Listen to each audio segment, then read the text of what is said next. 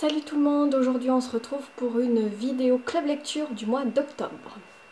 Alors au mois d'octobre j'ai commencé par lire un gros pavé, Le Paradis perdu de John Milton, ici aux éditions Imprimerie Nationale. Alors c'est un gros pavé qui fait 800 pages, mais c'est une édition bilingue.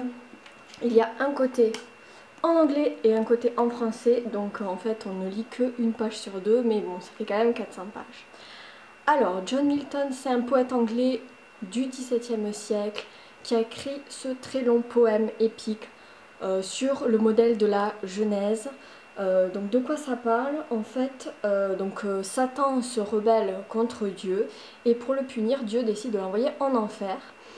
Mais Satan n'a pas dit son dernier mot et décide de se rendre en fait sur terre pour rencontrer la dernière créature, la dernière création de Dieu qui n'est autre que l'être humain. Donc Adam et Ève sont dans le jardin d'Éden où ils vivent une vie tranquille, entourés d'animaux, etc.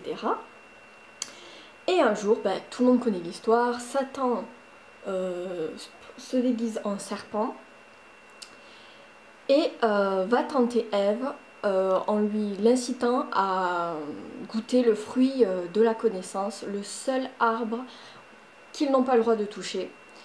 Évidemment, Ève goûte la fameuse pomme défendue.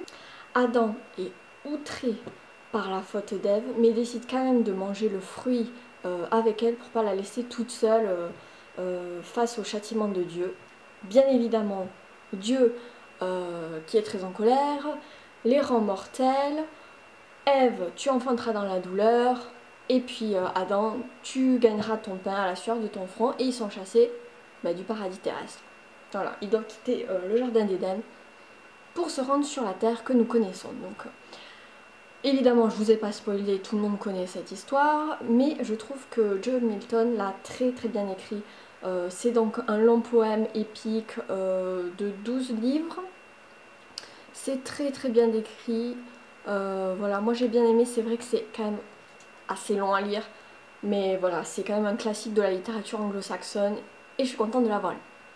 Au mois d'octobre, j'ai également lu La fille des abattoirs de Marc Villard aux éditions Tisséo Polar. Alors au mois d'août, je vous avais déjà parlé des éditions Tisséo Polar. En fait, donc Tisséo, c'est le réseau de transport en commun de la ville de Toulouse et cette année, ils ont décidé de publier à chaque trimestre une petite nouvelle. Alors celle-ci, c'est la 3e. Alors pour la petite histoire, donc ça parle de Serge, qui est un sexagénaire fraîchement retraité et fraîchement veuf aussi, qui se rend compte que sa femme, avant de mourir, allait tous les jours aux abattoirs, c'est-à-dire le musée d'art contemporain de Toulouse, et elle s'asseyait face à un tableau qui représentait une jeune fille. Et elle restait là des heures tous les jours à le contempler. Il se demande pourquoi, donc il va mener sa petite enquête et il va découvrir un terrible secret de famille. Tout ça sur fond un petit peu sombre puisqu'il habite dans le quartier de la Reinerie, qui est un quartier un petit peu... Je vais me faire taper par les gens qui habitent à la Reinerie, mais c'est un quartier un petit peu difficile de Toulouse. Et donc sa voisine, qui était une doctoresse respectée et respectable, vient de se faire assassiner par le caïd du quartier. Et bien sûr, c'est la loi du silence qui règne dans le voisinage. Donc j'ai trouvé cette nouvelle beaucoup plus sombre que celle dont je vous avais parlé précédemment. Voilà, il y a des meurtres, etc. Je trouve que vraiment Marc Villard a réussi à me plonger dans cette ambiance très noire en seulement 31 pages, voilà.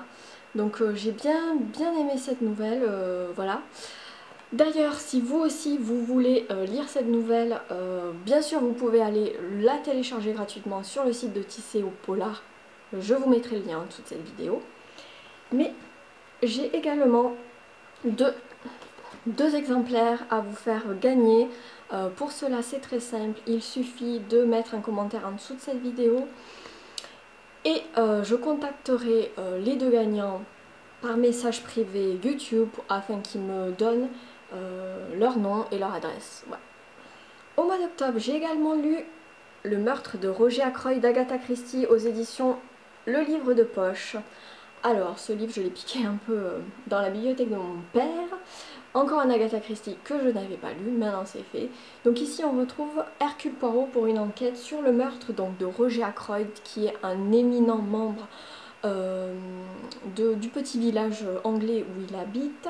Il se retrouve assassiné à coups de poignard dans son bureau. Évidemment, toutes les personnes présentes dans la maison sont suspectées, mais le coupable est vraiment au-dessus de tout soupçon.